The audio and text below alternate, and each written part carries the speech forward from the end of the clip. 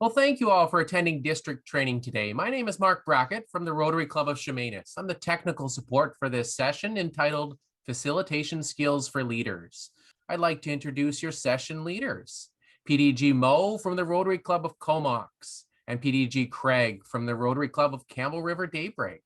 I am delighted to have the opportunity to work with you and work with immediate past District Governor Maureen this afternoon as we build the capacity of facilitation teams throughout our Rotary District 5020. And I want to begin with a reminder of this wonderful vision statement that was created about 3 years ago. And having just come from that very inspiring session with Shekhar Mehta, I think it reminds us that we are all working together to see the world we hope it to be. It speaks so much to what we can achieve together. And in a session like this, I think we can learn and grow as Rotarians. The statement reminds us to take action, to share the imprint of our world, the work in our world by demonstrating what our dollars and our hands can do within our communities and larger global environment. Finally, as I believe Shekhar alluded to, I believe we see change in ourselves. Yes, when you join Rotary, you expect that you are going to have an imprint on other lives. But what you don't always anticipate is how much you will grow and learn and change as a result of your truly transformative work in Rotary. Now, in planning this session, we confess that our goal is to see your faces and to know who could become part of this team, because we want you to be able to share your facilitation passion and how it can impact learning in our district. You know, we have tremendous heart, we have tremendous talent and skills ever present in the membership of Rotary District 5020. And so today, Maureen and I are hoping to provide some thoughts about effective facilitation, to give you some opportunities to connect with other Rotarians in smaller groups, and to practice some of the skills that result in impactful facilitation. Our journey today begins with setting the stage in the Zoom world. And for this next chapter in our session, I turn you over now to the marvelous Mo. Maureen? Thank you, Craig.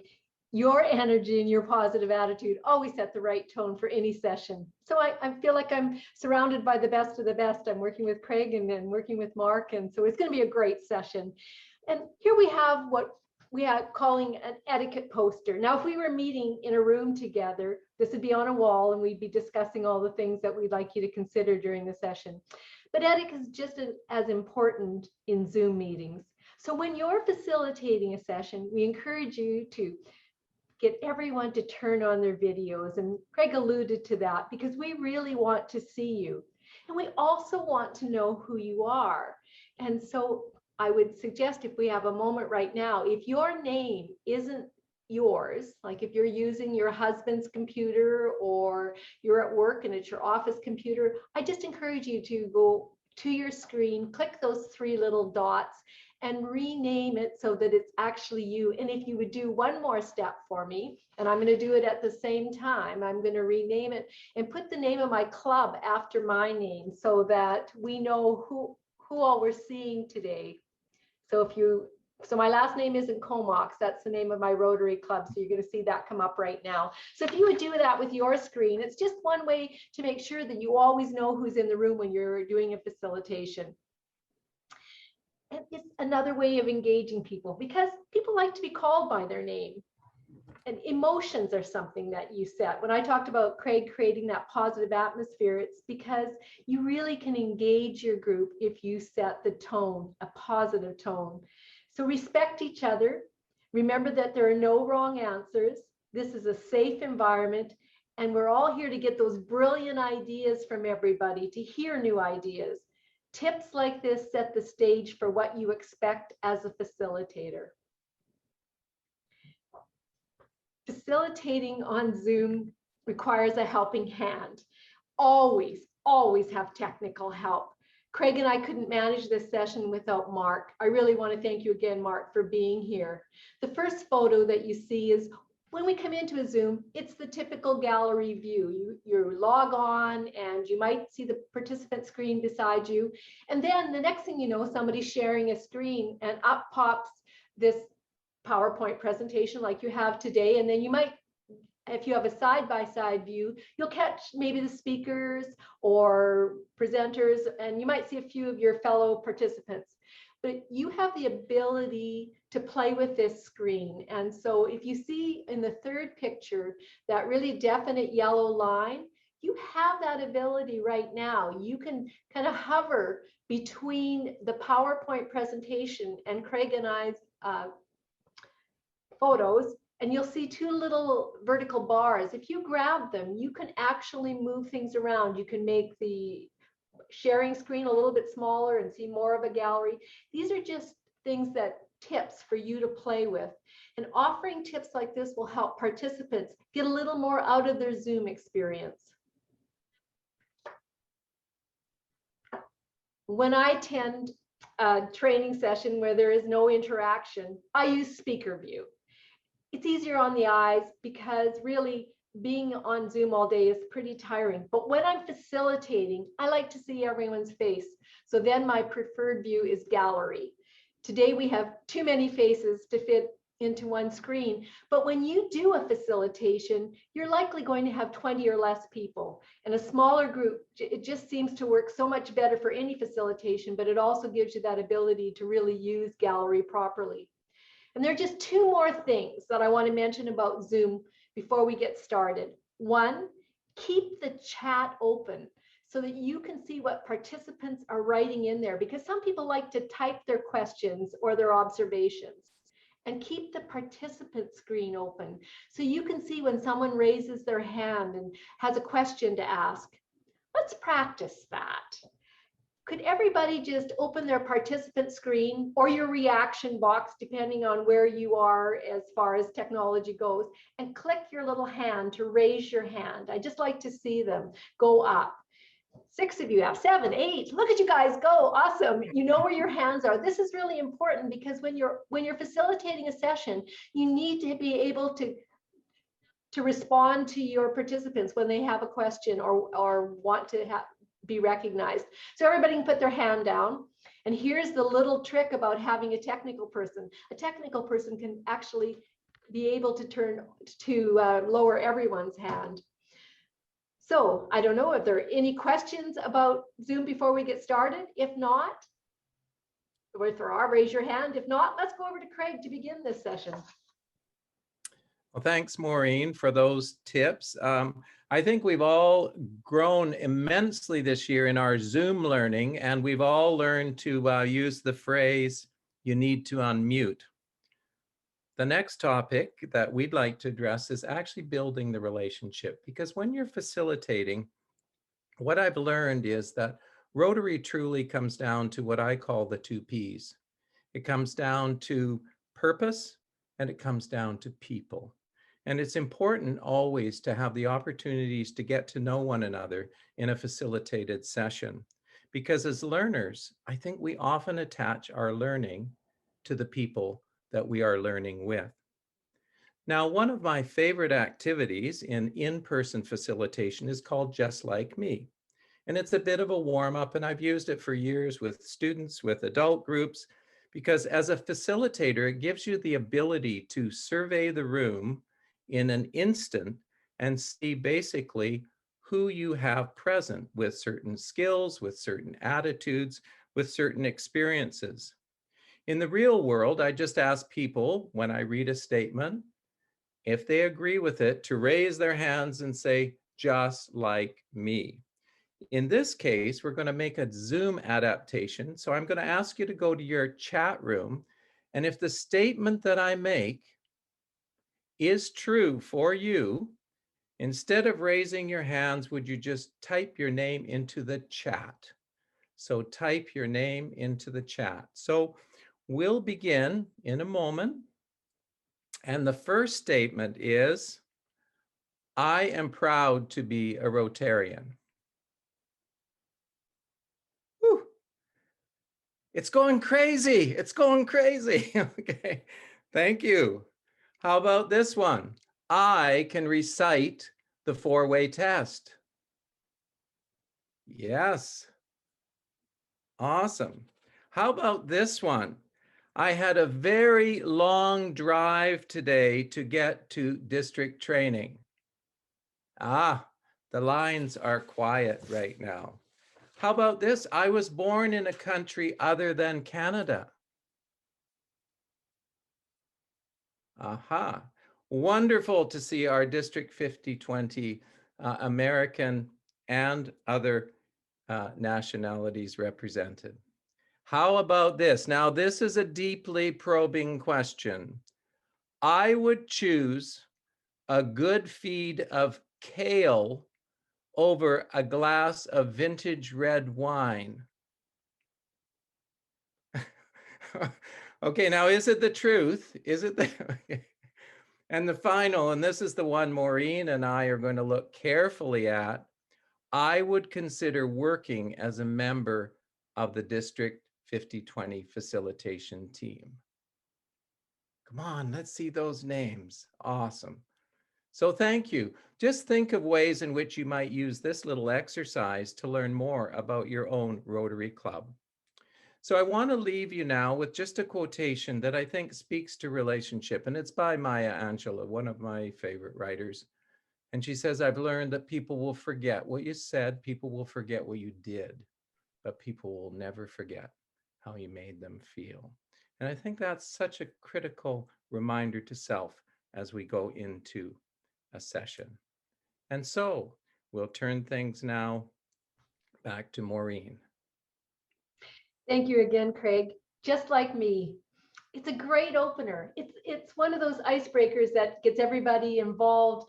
And it's also a valuable tool for a facilitator, because not only does it warm us up, but it benefits you when you know that you're getting people using the chat so they've become engaged, but also because you can put in those questions like Craig did that give you some of the answers you really wanted, which is who would like to be a facilitator? And those things matter. And so you have, that's a great way to use your icebreaker for more than one thing.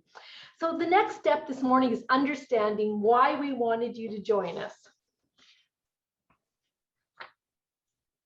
And so there are a lot of whys in facilitation. Think about yourself for a moment. How do you like to learn new things? Do you stay more interested and engaged when you can voice solutions and ask questions? Facilitation is a technique we use to help participants acquire, retain, and apply knowledge. Facilitation allows participants to be introduced to new content and to feel safe asking questions. As a facilitator, you foster the discussion to enhance the participants' experience, and you set the stage so that all the ideas are captured. Throughout this session, I'd like you to write down the whys, share them in chat, so we all benefit from what you're gaining today. So coming up on this next slide is a quote. And it's a great quote. It's timeless, because training is the action of teaching a person a specific skill or type of behavior, but facilitation is the act of helping others to deal with a process or reach an agreement or a solution. So thank you, Craig. He came up with this quote and I love it. You can tell when you're in the room with an educator. But here's the clear definition of a facilitator. You're looking at an opportunity to make the learning process easier for Rotarians in our district. A facilitator's role is to support people to achieve their goals. You create an environment where everyone is encouraged to participate. You help the participants take the time to understand one another's point of view. You share the responsibility with the group for new actions. You make a difference. Now, we're a fairly large group in District 5020. I mean, we are number 3 in the world. and that's in the number of Rotarians we have. And geographically, I don't have to explain to you how long it takes to get from the top of Vancouver Island to the bottom of Washington State. So you know we've got geographic barriers with even before COVID got involved, and now we can't even cross the border to see each other. But I want you to think about how would having a team of district facilitators contribute to the clubs and Rotarians in 50/20 right now, and maybe not just the district, but right in your own club. Here are some ideas Craig and I identified as how a facilitation team could enhance learning in our district. And I just wanted you to think about how you could engage Rotarians. So think about when you get a new member in your club. I mean, they ask questions. They're so excited. There's so much that they want to know. But just imagine that as a facilitator, that you could help engage long-time members as well as new ones with a variety of Rotary learning opportunities. Involved clubs are vibrant and open to looking at new ideas. Through facilitation, you also discover leaders that just never had the opportunity to voice their opinions before. You open doors by letting people talk. And that's the key to facilitation, letting other people talk. If our district had facilitators at each of our 18 areas, we'd be able to help all clubs with learning opportunities. You know what? Facilitators should always be honest. All Rotarians should be honest. I think we heard that from Shaker today. Our experience in Rotary should be a positive one. Tactful, but honest. I have to come clean. Craig is here today because he needs facilitators to help deliver our RLI. The Rotary Learning Institute is a great program for Rotarians. It's a training tool that would be a huge benefit to any new executive coming in. It takes a group of facilitators to pull that off. And believe me, I'm here on bended knee this morning to propose to you to consider becoming a facilitator for the visioning or the planning team for our district. I'm going to give you a little commercial. We've come up with a new model that we can deliver over Zoom, and I'd love to have you sign up to be on this committee. What more can I say? We need you. We've talked about why we're glad you're here. So now let's hear from Craig and talk about how it works. Over to you, Craig. Wonderful. Thank you, Maureen. And again, when we go back to that vision statement that Rotary has established, I think Rotary does offer us opportunities to grow the skills that we already have and to work with like-minded people. Simon Sinek, who always talks about the why, talks about how Rotary brings together people who share similar beliefs. I want to now focus on what I think is really important in terms of developing a safe learning environment. Because when we come into any learning environment, there's always a little element of risk. And I want to hearken back to the BC principles of learning, because I think it's an important note to self to remember that learning requires active participation of the learner. You're probably sitting there thinking, well, when's that going to happen for me in this session? But it is coming, believe me. People learn at different rates and in different ways. We all know that some of us are more auditory than visual. Some of us need that kinesthetic ability to write down a few notes. Be conscious of that when we set up a variety of activities. Learning is both individual and group. We are ultimately responsible for our own learning, but when we are able to be energized and sparked by ideas of others, we develop connecting thoughts. And finally, learning is most effective when we reflect on the process of learning. When we have that moment to say, this is what I can do and what I know, but this is what I want to do. So what do I need to do to get to the next step? So I ask us, how can we model this in a very safe and an inclusive way? So just a reminder in terms of working with adults, working with any learners, how do we communicate that we value all learners? We have to be very conscious of our phrasing in response to people's ideas so that people feel embraced and supported. We have to acknowledge every idea is a good one. Now, we might not always feel that every idea is a good one, or something may have some friction with possible beliefs we have, but we still have to validate that that is something that is important to whoever's participating. We have to ask ourselves, how do we encourage participation? This has become far more challenging in our Zoom world. In our real world, there are a lot of different skills and abilities. We can use a think, pair, share, or we can have a line out, or we can have smaller groups. Keep the conversation positive. As a facilitator, you have to be prepared for that moment sometimes when an idea is not as positive as you feel it should be. And how do you respond to that so that people still feel the environment is safe? But the important thing is, I think, the key to adult learning is not just hearing and seeing, but also having the opportunity to do, because we tend to be very experiential learners. And so let's go to another little activity, and I call this individual accountability. I can ask you to do something, but the important thing is I have to give you the time and sometimes the opportunity to do that. So I'm just going to ask you now, trusting that you will do this, I'm going to ask you to think of 2 ways in which you can be made to feel safe and included in a learning activity. Think of 2 ways, and I'm going to give you about 10 seconds to do that. If I was sitting in an actual setting at this point, I would probably have you turn to someone and raise that level of accountability by sharing a couple of those ideas. You see, individual accountability is the best way to ensure engagement of all learners.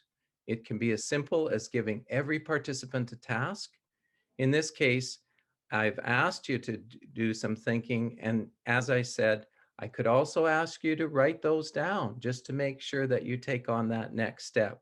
In the Zoom world, I might ask you to raise your electronic hand when you've got those 2 ideas, and then I could look at those raised hands, knowing that people were confident enough to share those 2 ideas with us.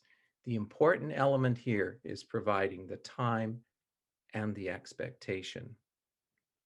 So we are now ready for a deeper dive activity. And yes, you're going to get a chance to meet some of these wonderful faces that you're seeing on your screen.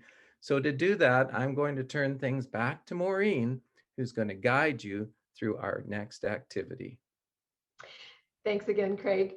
This is your chance to kick the tires, hop in the driver's seat, and put into action the opportunity to, I guess, give this a test run.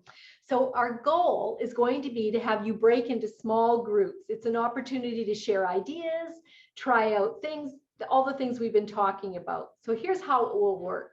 Mark, our technical guru, is going to assign you a room. And so if you go into room 1, 3, 5, 7, or any other odd number, you're going to discuss the characteristics of a facilitator. And if Mark assigns you to room 2, 4, 6, 8, or any even number, you're going to discuss the skills of a facilitator. So let's just talk about some things before we head off, because I know I get sent into a breakout room and I get in there and I think, what room number was it? So I want you to really pay attention to this. So we're going to have 3 things to remember. First of all, if you go into an odd room number, you're going to talk about characteristics. If you go into an even room number, you're going to talk about skills. And once you're in that breakout room, this is really important. You have to pick or maybe volunteer to be the facilitator and to lead this discussion about either characteristics or skills. And third, you have to assign or get a volunteer to be a recorder. And this person will copy down all of those good responses, all of them. And then that recorder, when we come back together, may be called upon to share some of those responses with the entire group. So I just want you to remember, enjoy this. And don't get hung up on what's a characteristic or what's a skill, because sometimes they just overlap. So let's hear some of your ideas. Let's capture 2 ideas from each of the recorders in the odd rooms. So if you were a recorder in room 1, 3, 5, 7, or 9, would you please put up your hand in the participant or the reaction box, and we'll let Mark call on you. Perfect. Jillian, you can unmute yourself there. Okay, we tried to go down that rabbit hole or whatever about the difference between characteristics and skills, but we just forgot about them. And so 2 ones, being neutral, having no biases. Does that make sense to everybody? Yes. Yeah, okay. And being having the compassion and understanding and acceptance of all viewpoints and making them heard. Excellent choices. Really good characteristics of a facilitator. Strong. Thank you, Jillian. Okay. Rob, do you have something to add? Thank you, Mark. Yeah, we felt that characteristic of a good facilitator is to be adaptable, organized, respectful, energetic, and engaging. I think that sets, all of those are great attributes. It sets a stage for, that's a space I'd want to be in if somebody was like that. Thanks, Rob. Thank you, Mo. Lee, you're live there. Yes, inclusivity was one thing that at the end of the discussion we talked a little bit about. Encourage discussion, don't dominate a discussion. So that's one thing, a warning to be a good sense of humor, a good listener, empathy and respect. All really strong points. I like this because a lot of the ideas are crossing over and complement each other. Well done. Thanks, Lee. And Al, you're already unmuted there. You can go ahead. Yes, I'm just trying to see from the list what hasn't been already covered. A couple of additional characteristics is some degree of confidence in your role as facilitator, and some degree of experience and experience as a facilitator, and something that you acquire by doing more as a facilitator, facilitating more groups. Al, that's a really good point, because what safer environment than to learn to be a facilitator than with fellow Rotarians? Because really, who wants you to succeed more than that? So that's a great thing to bring up. Thank you for that. So Margaret, the scribe from room 3. Yes, I think I'm unmuted. Good. Having the skills to draw people out, so to ask for more information, and therefore you have to be a very good listener. Oh, so true. I'm usually so busy talking that I forget to listen. So I think that's one of the things I love about facilitation, is taught me to use my ears instead of my mouth. So thank you for that. Really important. I just want you to know that Craig and I didn't want you to think we weren't fully engaged. So we came up with a few ideas and of what we think that make up the characteristics of a facilitator. And as you look through these, as they come up, you're going to see a lot of them just are repetitions of what you already talked about. You know, I think that we're talking about guiding and coaching and, you know, neutral, don't express opinions. Those are the things that you were saying. And I like this one about not expressing your opinion, because I have a really bad habit. Because I'm a manager, I walk around my office and I've got my 6 shooters on my hip. And every time I see one of those little varmints causing a problem in the office, I take them out and I shoot it. And I solve every problem. And that's so ineffective. The more that you let other people come up with ideas and solve problems, the better the solutions will be. So these are great things that you identified right away. And the other one is to be patient. Don't show your frustration or your anger. If things are going sideways, just ask a different question, because you can lead the conversation in a different way. I really enjoyed the input that you have. It's like you automatically know what it is that you value in the characteristics of a facilitator. So Craig, this has been a great chance to hear what the first set of rooms have done. Let's hear what the even numbers groups will lead us with their skills. Wonderful. So if we could just have the even room recorders, please now put in your name in the participant, or I should say, raise your hand in participant.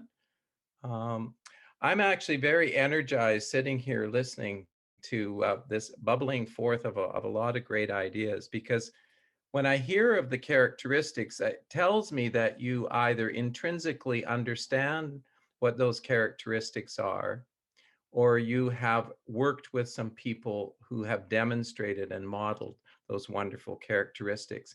And I heard in some rooms really a nice transition from characteristics to skills to say, what is it that makes it into a skill, part of that current routine? So Mark, let's turn things over to you, and let's start to hear some feedback, much like we did with characteristics. If we could have you identify 2 or 3 of the most dominant thoughts that you would like to share from your room. Sure, we have Natalie who had her hand up there. Oh, Natalie, I know Natalie. Hi, Craig. Hi, everyone. I was together with Terry, Paul, and Linda. We had some great ideas about skills of effective facilitators. One was an ability to make people feel comfortable. Another one was being a little bit fearless and using your sense of humor to help others react positively, and reacting positively to what other people are saying, because you might not always agree, and being able to personalize it and be relatable. If you're relatable as a facilitator, it will help bring out the best in your group. Thanks. I love some of those terms that you use, like relatable and fearless. I haven't thought of it in terms of, but yeah, sometimes you have to suck it up and just say, I can manage this, I can handle this, I can address this. And to be honest, suddenly, yeah. Yeah, sorry, Craig. To be honest, that was a word that came to me after our group, because that's to me, it captured a lot of what we were saying, because that's something that I struggle with. Is like, well, you've been asked to lead the group, just get on with it. Awesome. Well, thanks so much for that. By the way, everybody, Natalie was a youth exchange student in her years a few back, and been a youth exchange student, and now she's a member of our Daybreak Rotary Club. So yay. Okay. Thanks, And could we hear from our next person, please? Mark. Moving south, we have Michelle from Qualicum Beach. Oh, Michelle, again, a nice, wonderful youth exchange connection. Michelle, what did your room? Oh, hi, everybody. Yes, Natalie's our great assistant leader for our youth exchange committee. It's awesome. Nice to see everybody. Much of what we said has been said. Sense of humor was very important to us. We thought being a good communicator with a clear objective, being brave or fearless enough to ask those open-ended questions and giving people time to answer them, and being flexible to take the room in a different way. If that happens. Coming out of the diversity session this morning, we thought that was something that we need to sort of really start focusing more on, the accessibility to all. Is it diversity, equality, the inclusion piece? I think that we really need to focus on that. We thought, not me. Ask for volunteers, don't assign jobs, ask, make everyone feel welcome. I think we're. So that's it was a great little. Yeah, wonderful summary. Being a great communicator. Again, we're hearing bravery, flexibility, and I love your focus on the accessibility, because I think that's something we've taken for granted, but we don't always look at how we're doing that. Thank you. Mark. All right, Dale from the Comox Valley, you can unmute. Oh, I know Dale too. Okay. Hi, Dale. Thank you. Okay, so I've got a few additional things. A lot of what people have said we've covered off already. One of them was to set guidelines for what was acceptable as a response between each other. No telling people that their ideas are stupid, for example. One was time management as an important attribute, and also the skill of establishing trust. We also had some mention of incorporating some physical activity into it, because it helps people be involved, to acknowledge people's participation with gratitude and inclusivity.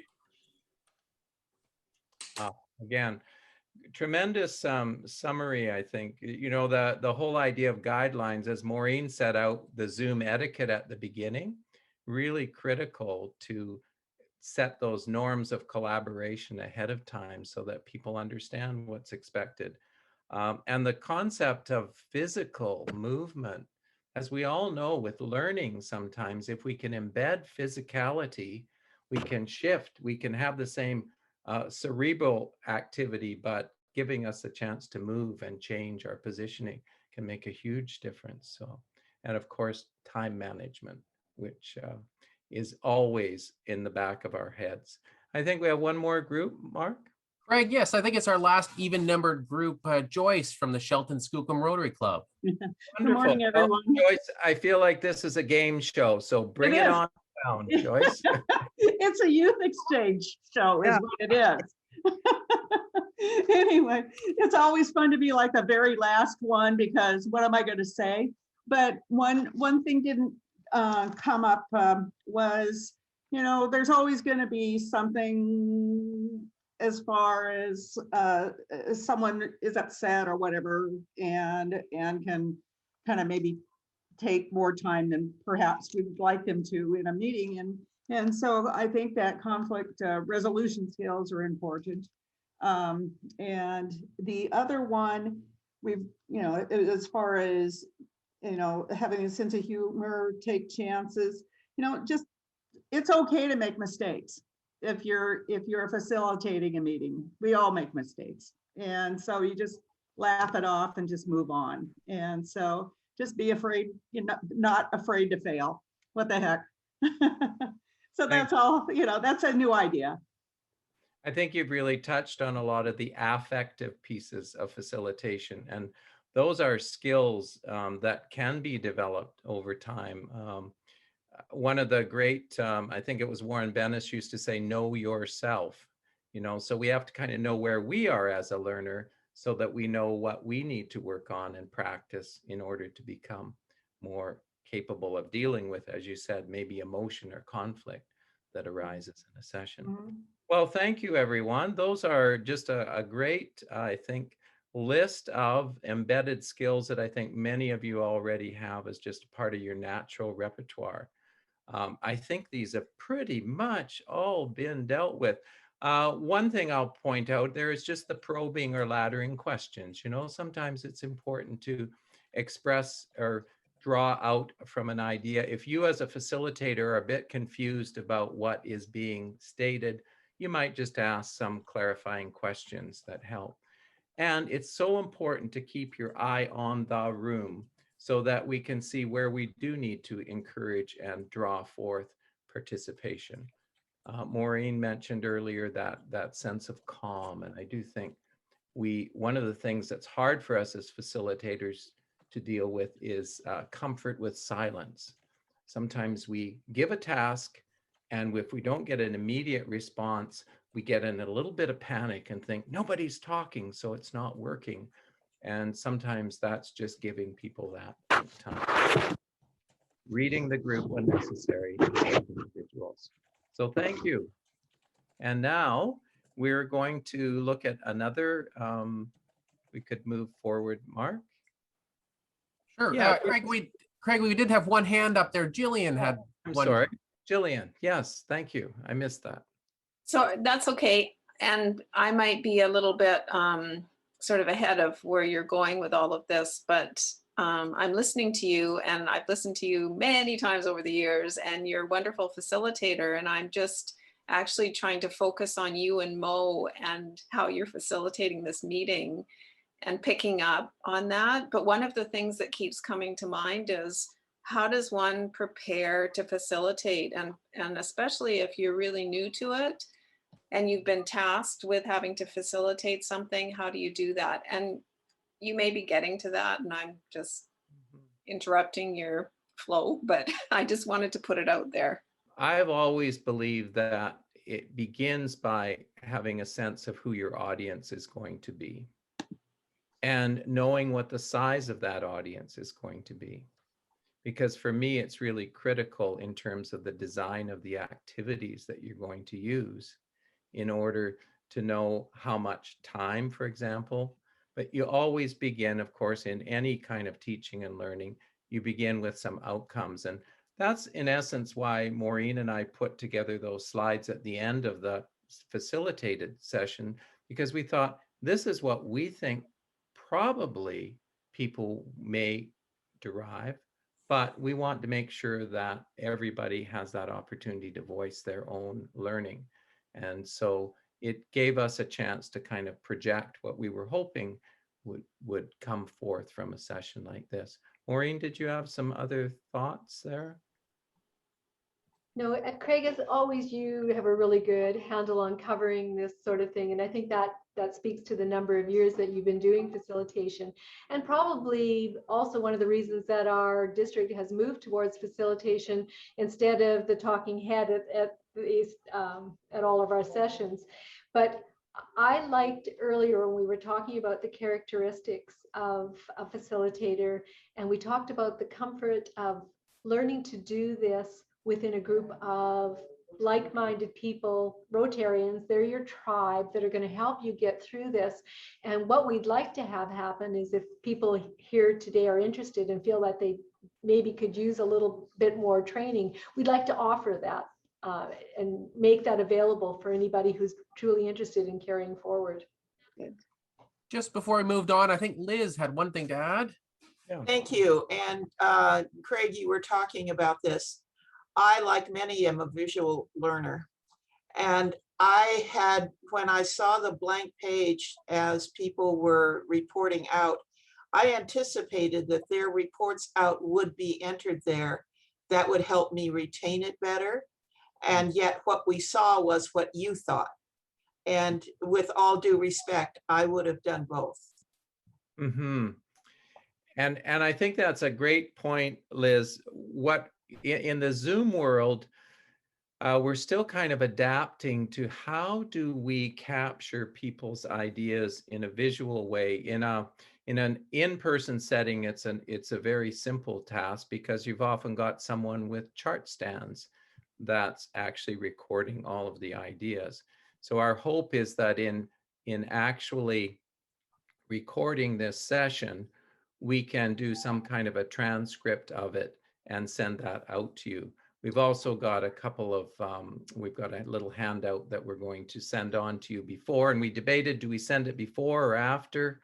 But this handout will come out to everybody who's registered for this session so that you can process a few more ideas.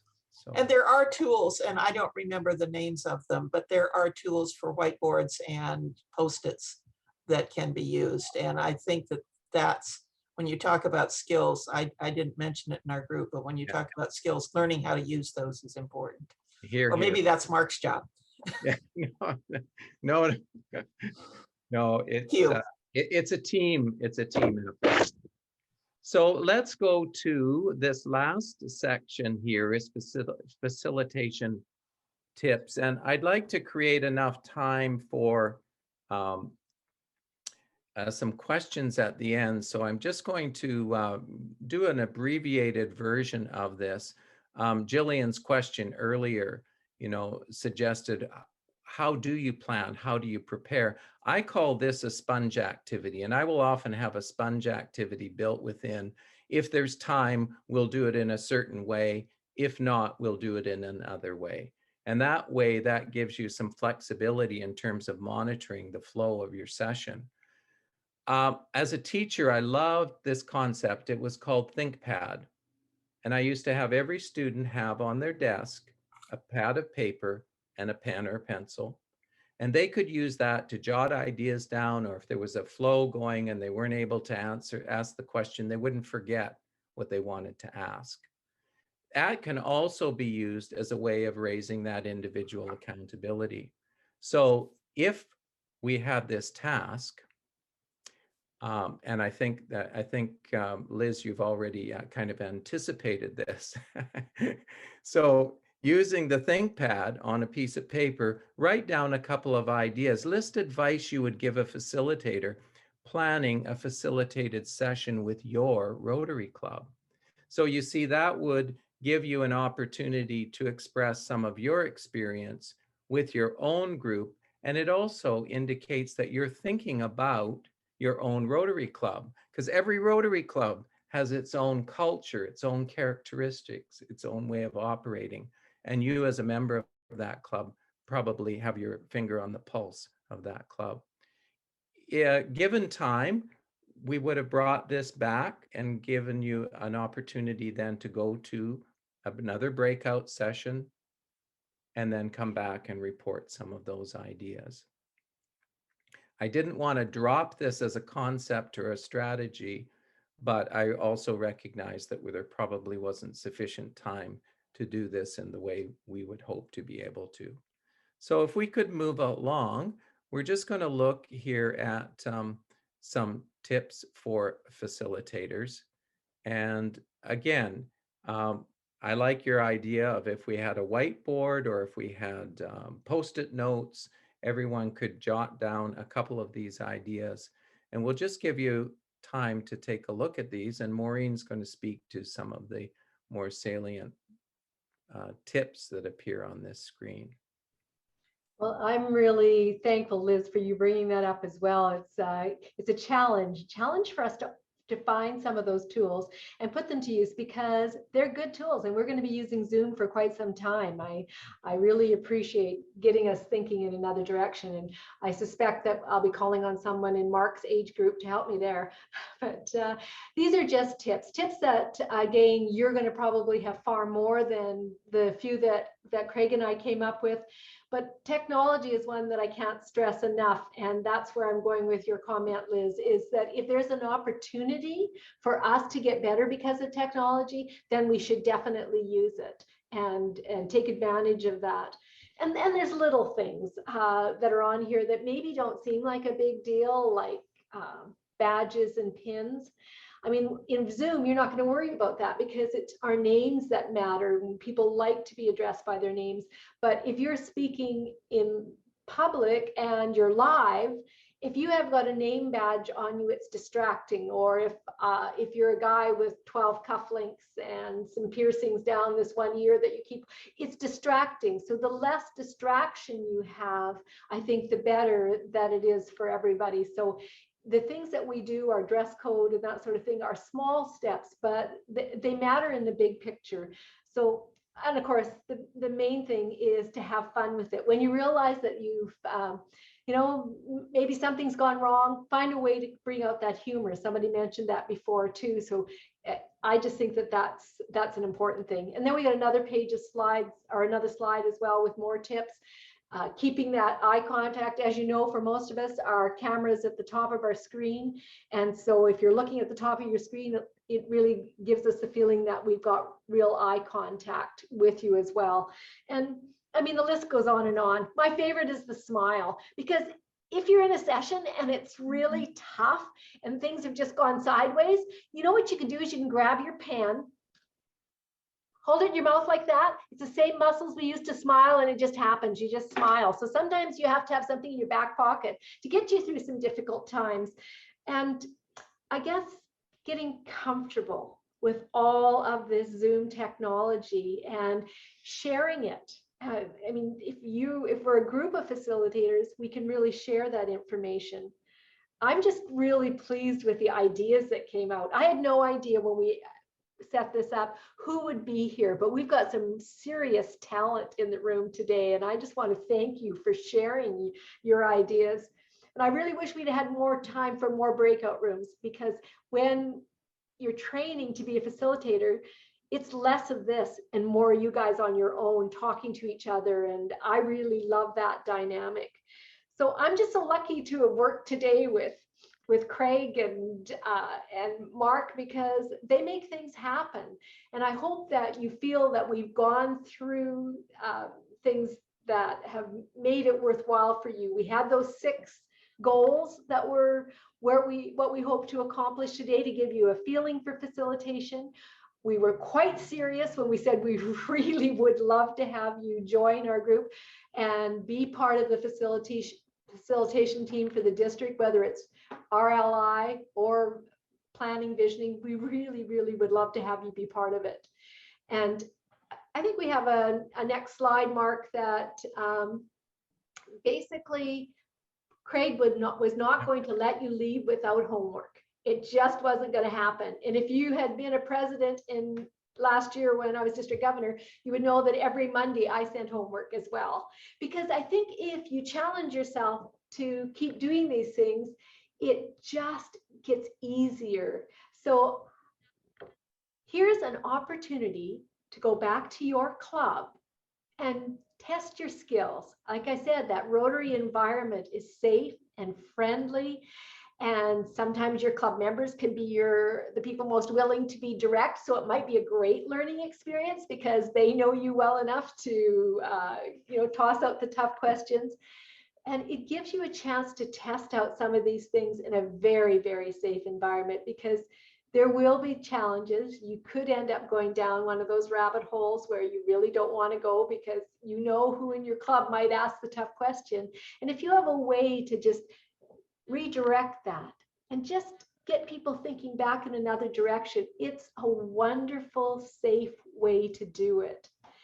And I guess what I'd like to say now is, if we have a few minutes, does anybody have any questions that they'd like to bring? Oh, this is excellent. I missed this entirely. Craig, you added something. Yeah. Yes, we have resources. Well, I just, before we actually get to these resources, I just, there's always a great idea that emerges after you've shared.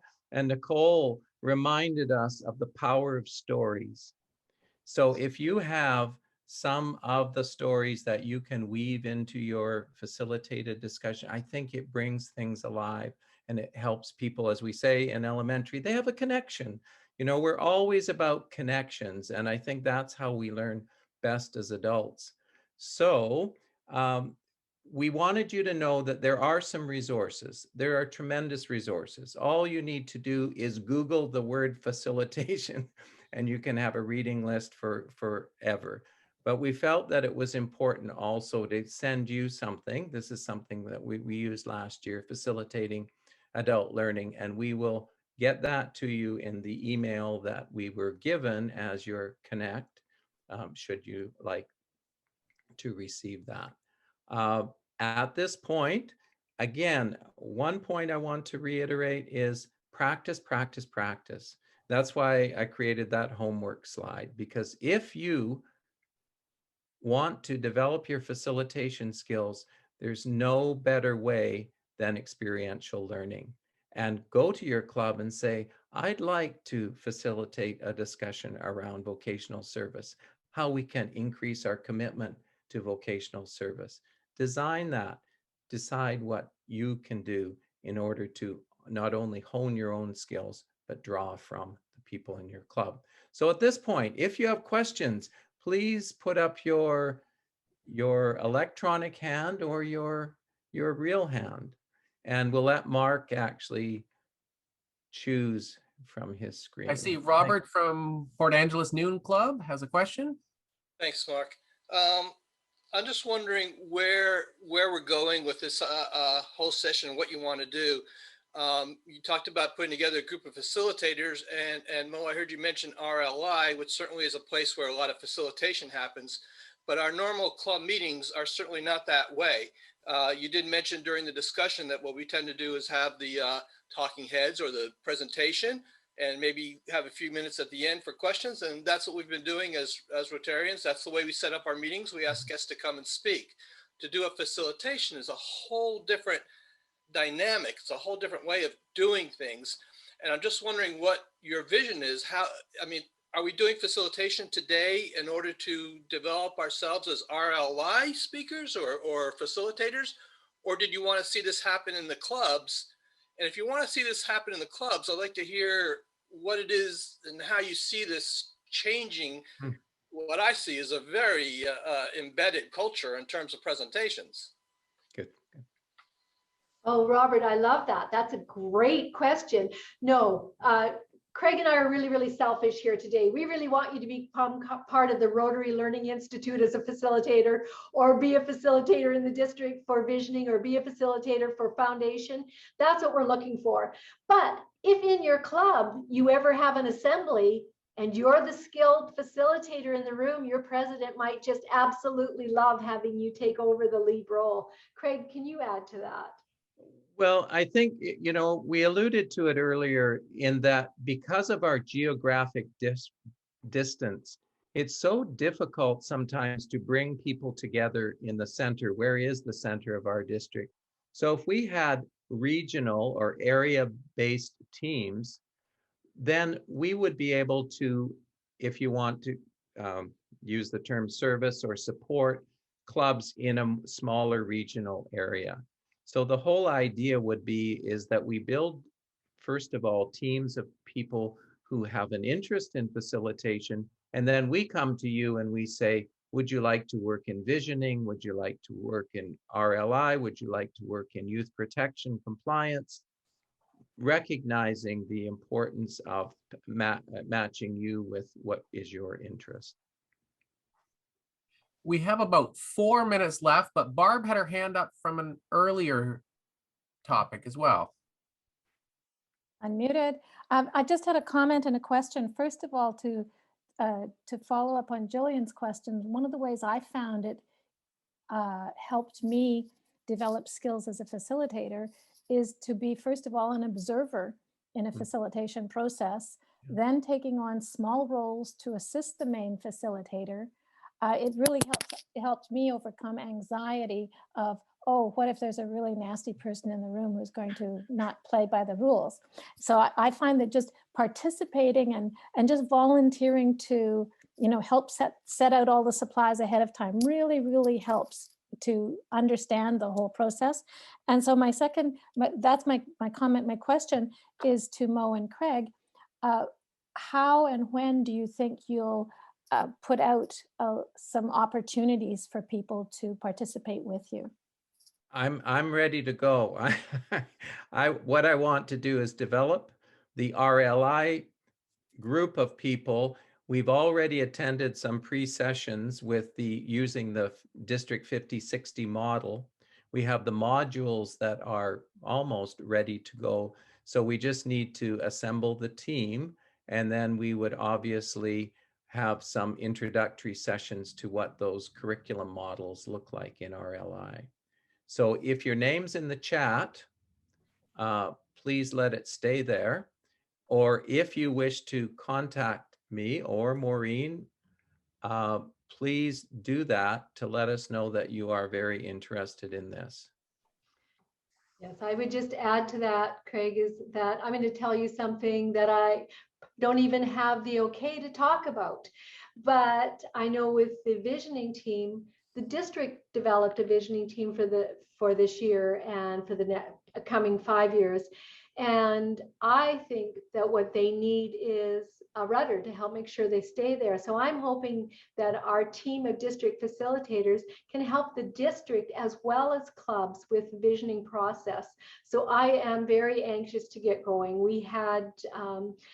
I've been searching for the last 8 months to find another district that's doing visioning on Zoom, and nobody's really got it up and running. And so I'm just thrilled that on the call today that both Barb and Craig are here, and they know we did a test run, and I think we're ready to continue to work on that and develop it, because we're really just all here to help make Rotarians and clubs in District 5020 stronger. So if you're interested, Craig and I both want to hear from you. In our last 90 seconds here, Liz.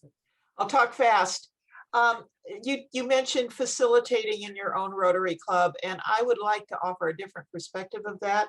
A facilitator really needs to be an independent party without any skin in the game, and I don't think I could do that in my club. And I think that's probably true of many clubs. I know it too well. I have stated my opinions too often. So I think there's some crossover, switching people, having them go into a club where they are not a member. Just a comment. Sure. Thank you. Did I do it in 90 seconds, Mark? No, that's perfect, Liz. And Lewis, the final question. Yeah.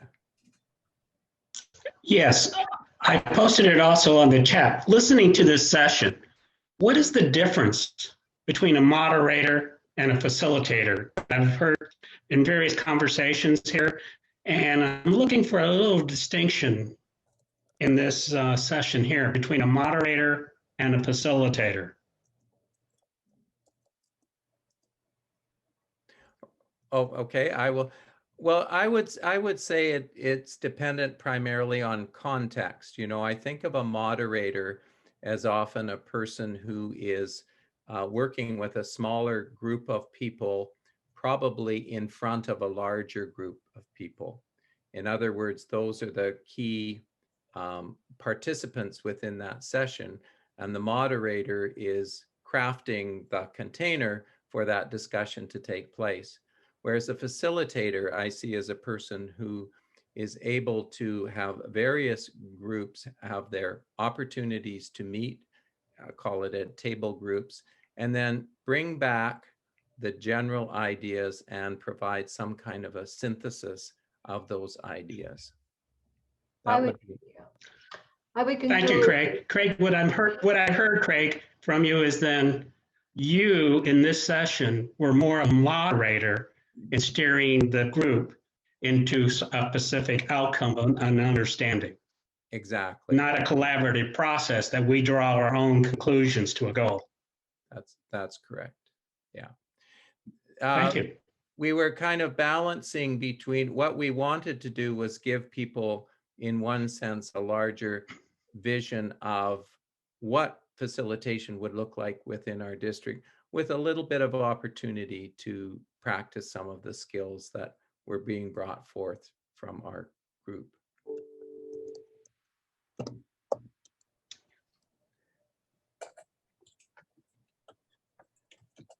Well, thank you. This was great. You took every last second of time. You used it well. I love the ideas that came out, and definitely can't disagree that we were acting as moderators today. We did want you to come to an agreement. In a facilitation, you don't need an agreement, but we would like you to agree this is a great idea to become a facilitator. And leave you with this final thought. Great leaders are responsible for the people who are responsible for the people doing the job. And that's what facilitation is about, is helping to come to that end goal where you're giving somebody else the ability to do what they need to do. So thank you. Thank you, everybody, for coming. I'm really looking forward to hearing from you. And I'm sure that you'll hear from us if we have your email address. So don't block us. Enjoy the rest In the of your words day. of Carol Burnett, I'm so glad we had this time together just to share an idea or two. And I want to thank Mark Brackett, the amazing Mark Brackett, for being such a great technical support. So thanks everyone for sharing this time with us.